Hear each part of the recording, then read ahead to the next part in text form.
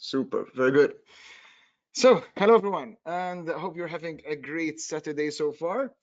Thank you for joining the session, of course. My name is Christian Acolina. I am driving the program management team at Parallels, focusing on remote application server, which for those of you who do not know, does provide that all-in-one virtual apps and desktop delivery solution. In the session, we will actually pick up where we left off yesterday, where we have uncovered the new features included in Parallels RAS 18, which is now in technical preview. So you can go ahead and check that out from parallels.com or even from the Microsoft Azure Marketplace.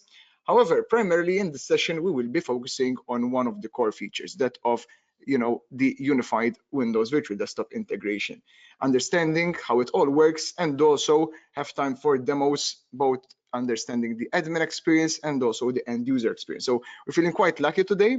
We do have some videos as fallback, but we'll try to do that live as well. As always, and as Alex mentioned, feel free to put any questions that you have, and we'll tackle them at the end of the session. So starting off with a quick recap, of course, the scope for RAS 18 is quite vast, and what happened throughout this year accelerated as well our development, because we have seen various increase in demand when it comes to remote access to applications and desktops. I won't take a long time on this slide because the focus is on WVD, but yes, as we can see here, we wanted to focus on some of the core pillars of remote application server, that of simplicity, that of flexibility as well from a technology point of view, and also end users experience, which we try to keep always at the center of our development.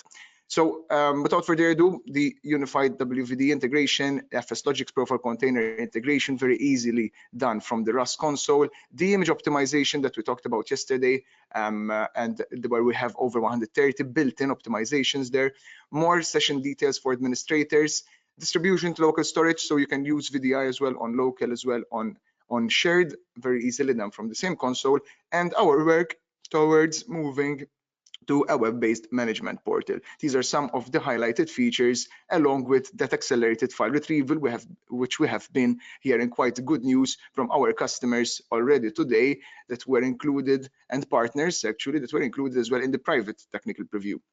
So focusing more on the Windows Virtual Desktop. So why are we actually looking into this, or have been working very hard into bringing this to the market?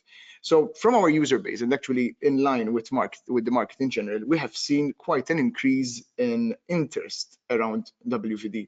And the question that we try to answer here is, how can Parallels RAS provide that added value on top of WVD? And many customers actually reached out to us and asked that same question. And the reason for that is very obvious, because Parallels has always been there as a Microsoft partner, enhancing that native solution. So we wanted to see what can we do to bring that to market. And of course, here are some of the highlights of what we're bringing on. So we definitely wanted to bring an easier experience for administrators to get started with Windows Virtual Desktop, with a wizard-driven approach, right? Creating workspaces, host pools, join those together, add hosts, all of those. And what can we automate? We will actually automate creation of groups, app groups, desktop app groups, or remote app groups. And the administrator, very important, needed to continue utilizing maybe their current deployments as well. So we're giving that flexibility from a technology point of view, where one can also deploy those workloads on other hypervisors, on other systems, but seeing everything under a single pane of glass. Then on top of that, of course, we do have those Parallels features that are already available today, that provide automation when it comes to scalability, auto scaling, scaling out, scaling down as well, and the that users management and process management capabilities quite mature that we have in Parallels Remote Application Server. There are other, of course, functionality and new features as well that plug in nicely with this unified experience. Where I'm talking about universal printing and scanning available there, I'm talking about the machine learning, AI-based session pre-launch, looking at users' habits and pre-launching their sessions. The accelerated file redirection, very important, especially across when we try to retrieve files from the remote app or desktop, and also other new features like image optimization and FS Logix profile containers. But how does it all work when it comes to Windows Virtual Desktop? And here, before jumping to a demo, I want to go through like basic prerequisites and ideas that we took to design this whole concept. So first of all, of course, when it comes to prerequisites, we're looking at to have the standard WVD prerequisites. So license eligibility, Active Directory sync, so with your Active Directory to Azure AD as well. And we need to create an app registration on Azure. So this will provide us, the communication through REST API, which is all done through our publishing agent. So that is similar to that controller, to that broker. Okay, in this example, we're showing an on-premises deployment, so a hybrid deployment actually. It's similar to what we have in the demo as well. And the expected result would be that the Parallels client for Windows, in this case, that would be included in the release, will communicate with the Parallels RAS secure client gateway. And from there, depending on resources that you have, would also call in the Windows Virtual Desktop client. From a configuration standpoint, we would configure the Azure AD app. That's the only thing that we need to do for the time being, specifically on the Azure portal. But then anything from there onwards can be done through the Parallels RAS console. So that means we're going to create sort of a provider, so with the connection details, so that we can communicate with Azure. And after that, then we can create workspaces, host pools, and all the app groups as needed. Of course, when we're adding the host to the host pools, we are also deploying the RAS agents so that we continue with our own management capabilities, and also WVD agents and bootloader, which are required from a WVD service standpoint. So it's very important to note that we are here honoring the entire workflow of a standard, of a native WVD environment. And then once that is done, then we go ahead and publish the resources accordingly. During runtime, the agents communicate back to our publishing agent to communicate with respect to sessions, provide session management as well, and also the publishing agent scalability capabilities and power management kick in. So we are able to create then clones for a specific template, join those clones directly in Active Directory, and that's why it's very important. The same prerequisites here that these session hosts, maybe multi-session or single session hosts, do require to be joined to Active Directory, and then before adding those hosts to the host pool, we are under the hood retrieving the registration token so that we can complete that joining. For personal host pools then, not just pooled, you can do assignment and reassignment of users directly from the console.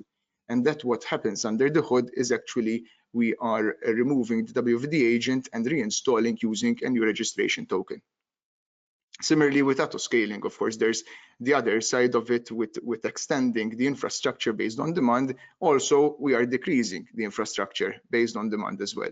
So there are thresholds that one can meet so that those machines can be easily drained and then even removed completely from the host pool. And not only that, after some time of not being used, we can completely delete as well.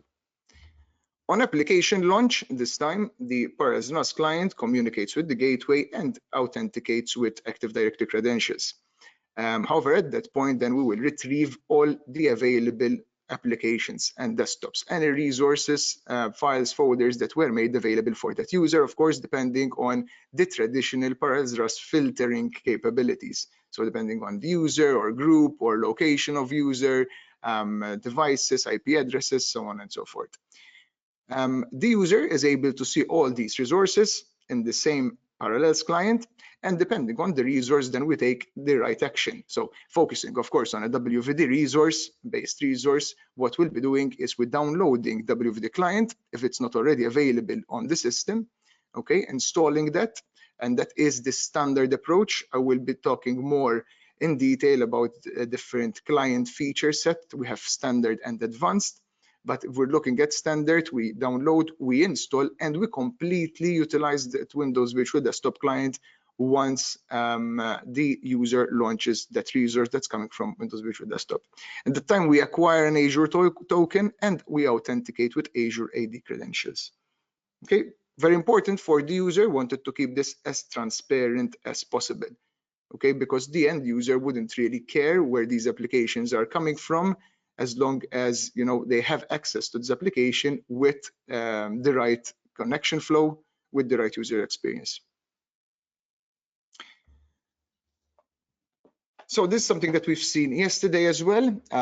Just a high-level overview of all this that we talked about, with WVD services over there, with publishing agent that communicates to REST API, and with the session host, single session or multi-session inside host pools, with both Parallels RAS agent and also WVD agent there for that combined solution. We also have a joint solution brief that we worked with Microsoft as well, so feel free to look at that link in the slide deck, and I believe the slide decks will be provided as well very shortly. All right, let's look at the demo actually, and I will do a quick RDP here. There we are to a RAS environment. So this is the Parallels RAS console. If you are not aware of it, it's quite an elaborate environment, this one that I have with multi-tenancy as well. So in version 17, we have released multi-tenancy capability where we have a tenant broker and different RAS farms can be considered as tenants. So you can share the access layer, so you can share the high availability load balancers and also the secure client gateways. In the setup, we have a standard RD session host, a gateway server, a publishing agent, enrollment server as well, because we can have SAML integrated, and the setup has that, so we can offload directory authentication accordingly. In this case, I have this in fact configured with Azure AD, and also I have WVD providers configured. But let's take a step back. So before starting, one would need to go to either the start category. We made it simple as well. We have added a wizard that would start from here, deploy Windows Virtual Desktop, which will take you throughout the entire different wizards for creating the workspaces and host pools. But this, in reality, what it does, it goes to the settings feature set here and enable WVD management. And that is why we see Windows Virtual Desktop here as a subcategory. At this point, we would download the WVD agent and bootloader, and automatically it is downloaded on the publishing agent. One can also download this on a network share, and the guest agents, those agents on the session hosts, will get the WVD agent and bootloader from the network share. If there's a new version available online, we'll be able to download that, right? And next time we add a new host, the new WVD agent and bootloader will be provided. Now, before I mention the client feature set, by default it is standard, so that's the native Windows Virtual Desktop experience. For other functionalities, such as the universal printing and scanning that I mentioned before, we also have other sets of features here. So there's advanced and advanced with fallback. We will have time to actually see. We try to fit in both in the session. So let's leave it at standard. A separate note, you see FS logics as well here, very similarly of how we're centrally deploying the agents. Right, one can also do that either manually, as it's done today, or install online. And here we actually approve an available version, a GA version of FS Logics agent. In fact, as you can see here, it is quite old. In the GA itself, coming this December, we will have the latest available version of FS Logics, but one can also install from the network share or pushed from the controller from that publishing agent. Back to Windows Virtual Desktop.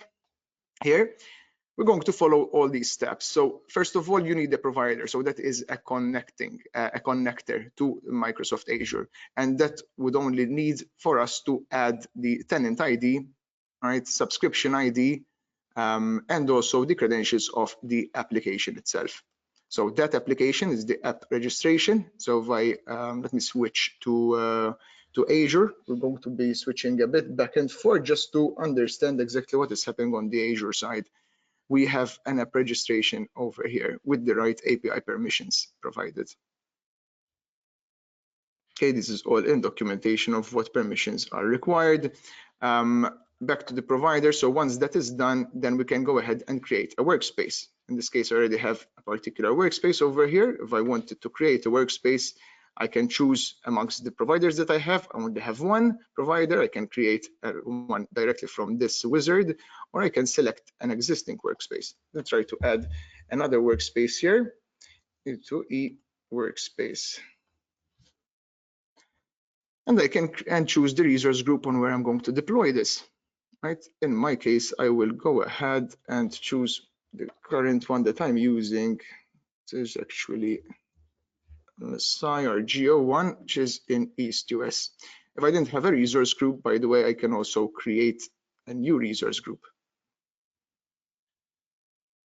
So this is a very easy and short wizard, and after I complete this, I would launch the other wizard, this time for the host pools. Let me just complete this and finalize. Once that is done, we see deployment in progress here. So that is being done now directly on Azure itself. So very easy and straightforward. Now, if I left the checkbox on, I would have gone to the host pool wizard. And I already have two host pools here. One specifically dedicated to desktop publishing and the other one dedicated for application publishing, as we can see over here in the publishing type. Let's go ahead and create a new host pool so we can go through all the different capabilities and features that we can use. Again, you choose the provider, you choose the workspace, the other workspace, the new workspace is being created at the moment. We can create a new host pool or select existing host pool. So we kept in mind those customers that are already running on Windows Virtual Desktop and want to plug that in as well. Let's create a new host pool, E2E host pool 1. And of course, depending on the location of the workspace, all the other WVD components like host pool, for example, need to follow. And that's why you cannot choose the location, but we're showing which location we will deploy the host pool itself. Now, at this point, we have various options. Some are native WVD options, others are Parallels options. So here we have the host pool type, if it's for pooled or personal, for multi-session or single session hosts, the publishing type itself, this is Parallel Zone, application, or desktop. And I'd say, let me do for desktops, for example, type of load balancing. So the load balancing is completely offloaded on WVD service side. So this is Windows Virtual Desktop load balancing. Number of sessions on hosts, and now this time is Parallels own technology here, power on host on demand. So this is quite interesting if you have all your machines that are powered off and user requests a machine to or request an application, for example, from a powered off machine, then we are able to give control to the user. So that machine is automatically powered on as well. I have an option to add this host pool as a validation environment so that new updates are provided to this host based on the host on this host pool or not. And then we go ahead and choose what type of provisioning do we want. So the template one is what we foresee, which will be widely used. However, we also have the standalone, we're calling that standalone unmanaged. Let's look at template and then we'll also look at standalone. So template, very easy, you choose a particular template. So you have already an image, a custom image, maybe actually a virtual machine, not exactly an image, that you want to have clones those session hosts that will be created from that image or that template in your host pool. In my case, I do not have any templates yet, so I can go ahead and create a new template as well. In the template, we will use, this is Parallels RAS templating. Okay, so here we will have the list of available virtual machines that today we have on Azure. I can go ahead and choose a particular machine. Say I want to have this machine over here. Of course, we're showing the guest operating system. That's the latest 20H1. The location and all the information here. As you can see, there's some information that is grayed out, not available in technical preview, but will be available as well in general availability. Here you will also be able to choose directly from the Azure Gallery Marketplace.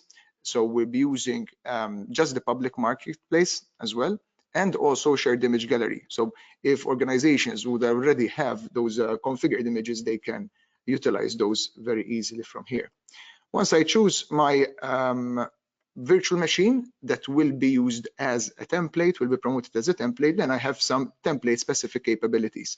So I would choose the number of hosts to deploy from this template, maximum number of hosts. So the template can be shared amongst various host pools, but I can say on the template side, I want to have maximum 100 machines because I am maybe budget aware and that is my budget.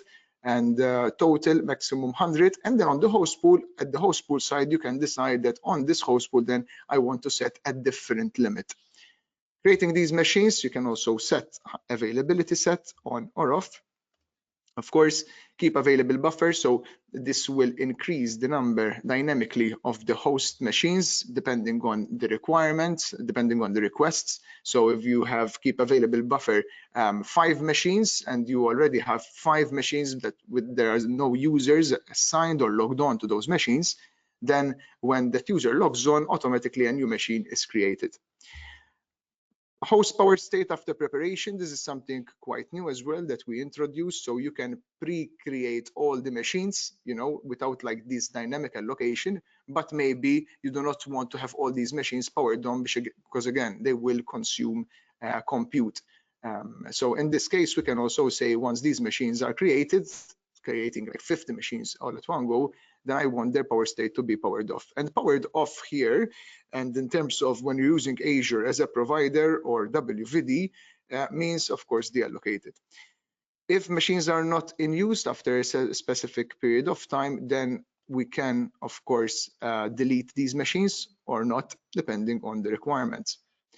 Next, we will choose the sizes of these machines, from that template based on the location of that template. So here you have a list of all the instances available and types of disks, depending on the size as well, the type of instance itself, and virtual networks as well that we are retrieving all from Azure. The new functionality that I was talking about, including image optimization, is directly included when you're creating machines or when you're adding servers. In this case, just to quickly show you some type of optimizations that one can look at, there's Windows components, for example, and this is quite flexible. You can add and remove any of these. We provide, a baseline sort of what could be interesting if you want to keep it automatic for automation purposes, of course, to optimize your image as quick as possible. Very important, it always depends on the applications as well. If we are, for example, disabling a particular service that your application requires, you have to still be careful on those. So I would suggest to go through this and understand exactly what is happening, to your particular virtual machine or to your particular image, visual effects. Or as also we highlighted yesterday, you can unselect all of these. You already have a custom script that does all of this. You can just add that, and you can have that script run as soon as the machine as soon as the template is created. We're doing this at the template level so that the clones would be already optimized. So you don't need to re-optimize all of these. Here telling us, when you do the configuration, there might require reboots there. So of course, it's understandable. And here we give out the information so that we can join this machine to the domain. Now, as you can see here, I have two types of preparation tools, which is the sysprep, as we are aware of, and also the RAS prep, so which is a lightweight version of the sysprep requiring less reboots. So in this case, for example, if I put my local Active Directory here,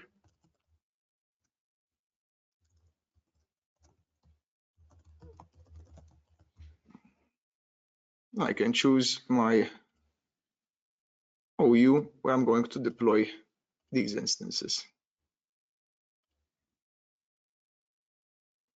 And that completes the journey of creating a template. And if I complete this, of course, then those clones will be created. I have a short video on that. We don't have time to wait for the machines to be created, but I can show you that video and also make that available.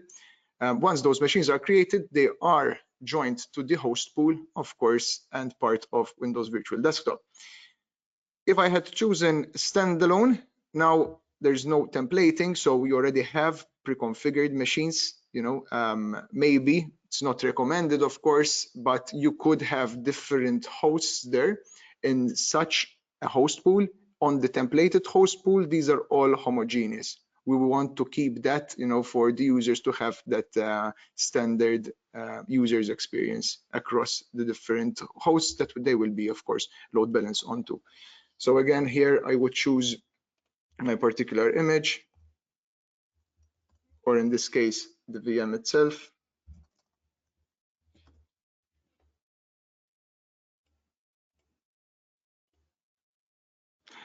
and we're doing the assignment. So as a WVD, as a service, of course, users need to be assigned to that particular desktop app group or remote app group. We're doing the assignments directly from here. So if I add here a particular user or group, once these are created, then they'll be assigned as well.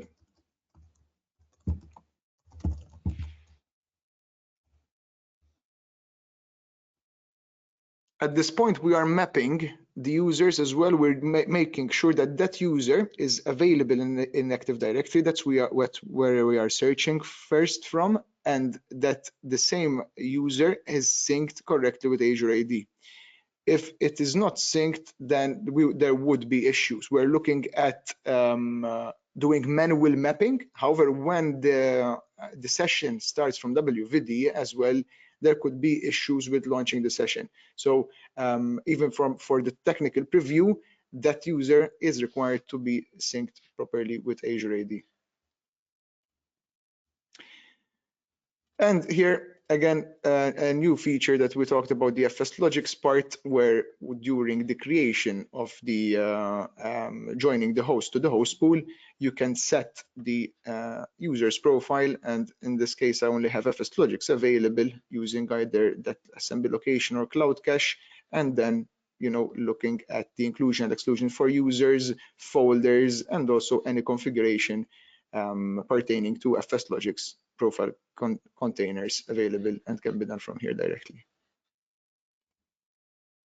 Similarly, as we've seen, automating the image optimization over here, summary, and then we will complete. So in this case, let me show you my two host pools over here that are set up, configured already.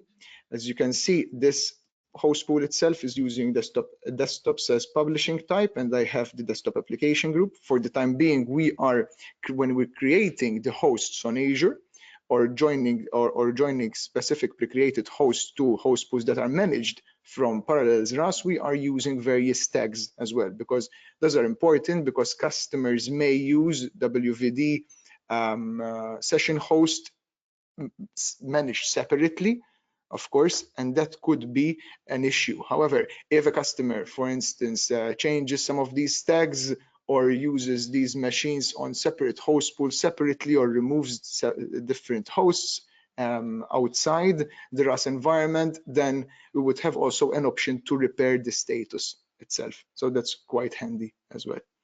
These are the assignments that I was talking about before, and once this is done, see all the host pool settings over here, which take some settings from the traditional remote desktop session host settings that we have already, such as timeouts, disconnect, so that's like lingering, and also various other capabilities, including the drive redirection cache. We had a short video of it yesterday, showing how fast it could be to read those files that are locally available. All right, so two host pools, sorry, one for desktops, one for applications, and I can here see all the hosts in different host pools, and finally I would be able to see the user sessions. So if I minimize over here and go to my end user device, in this case I have the Parallels client, let me reconnect. And remember, I'm using standard mode, and here I see various resources. Let me minimize this one, resources that are available from Windows Virtual Desktops. So we have a desktop actually, and just a notepad coming from Windows Virtual Desktop, and other resources coming from standard IaaS or the session host not through Windows Virtual Desktop. These could also be, of course, on-prem resources and from anywhere.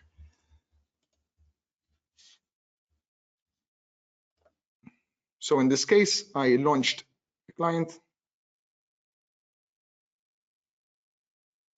I'm sorry, this is something separate that I have from Outlook. So this is the RDP window that we are used to without that ADFS. Users would put in their credentials. So the Parallels client called, actually what it did, it read the feed, downloaded the RDP file, passed that file to the Windows Virtual Desktop Client, and the Windows Virtual Desktop Client launched the session. And this is our Windows 10 multi-session launched through Parallels Client. And as we can see, if I go back to the console, should be able to see my desktop now, which is active, and get all the session details, session information over here, and I can interact, with the session as we were used to interacting with any other user session.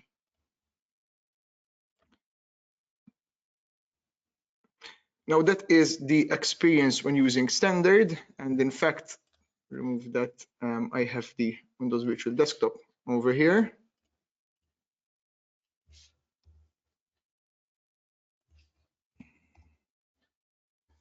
Now I can sign out of this Windows Virtual Desktop. You see FS Logics as well has been configured on this machine.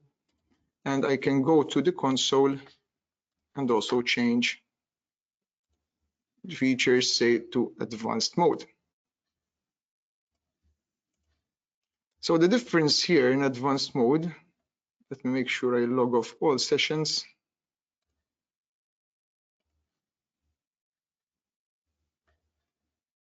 And confirm from the console as well that there are no running sessions. Just log this off. This was run separately. And I'm going to connect again. This time either the desktop again or launch an application. It's also published through Windows Virtual Desktop. As you can see, we're loading the WVD client. The experience with using advanced, it's a bit smoother, more smoother. We are caching those credentials, and in fact, there's no issue with even without ADFS at this point. However, what's more importantly is that we are actually utilizing as well Parallels' own technology on top of this. So as you could see, we are using as well, the redirected printers, just an example of one of the features on top of Windows Virtual Desktop being used over here using RAS universal printers. Of course, same applies if we are launching desktop.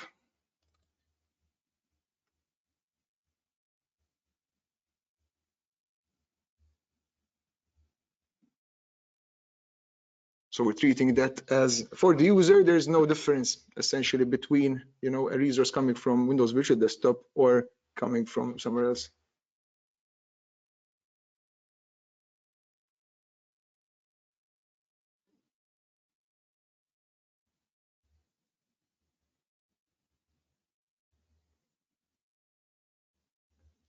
I'm running these machines on EastUS2 at the moment. And here we go. And again, of course, these sessions can all be managed through remote application server console, as we can see here. And also, there's yesterday we talked about the connection flow. Now we know that it is actually going through WVD gateway itself. And in fact, if we go to the Azure portal, we should be able to see that particular user session running as well. So here, this is my desktop application group. This is my host pool. I have one session host, and through the session host here, I can see that particular user. So of course, it is recommended that once you're doing the management, of course, from the Parallels RAS console, you continue to do so from there. But I'm showing you here that even from the Azure portal, everything is the same. What we're doing is also reflected over here. Of course, I have these resources because I went ahead and published these resources. So it's very easy to publish. From here, you choose applications, desktops, or any type of application that you or what you want to publish. If I choose, say, say desktop, I would choose the Windows from Windows Virtual Desktop this time. I have the host pools that are assigned for desktop in this case, and put test desktop.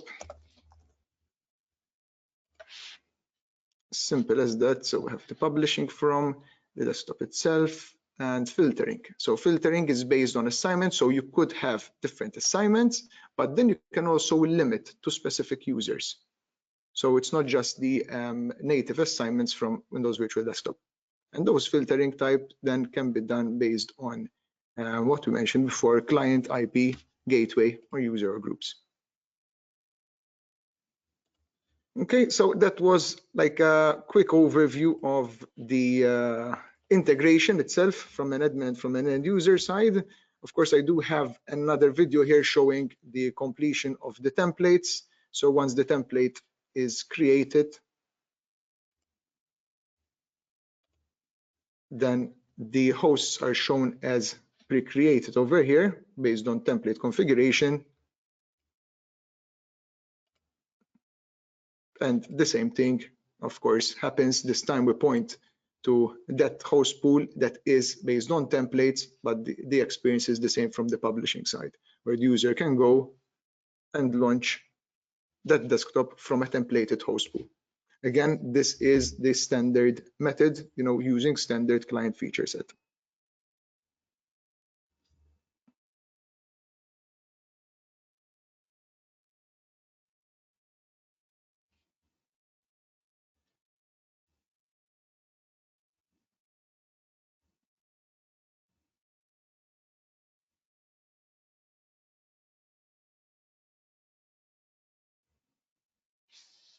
Okay, super.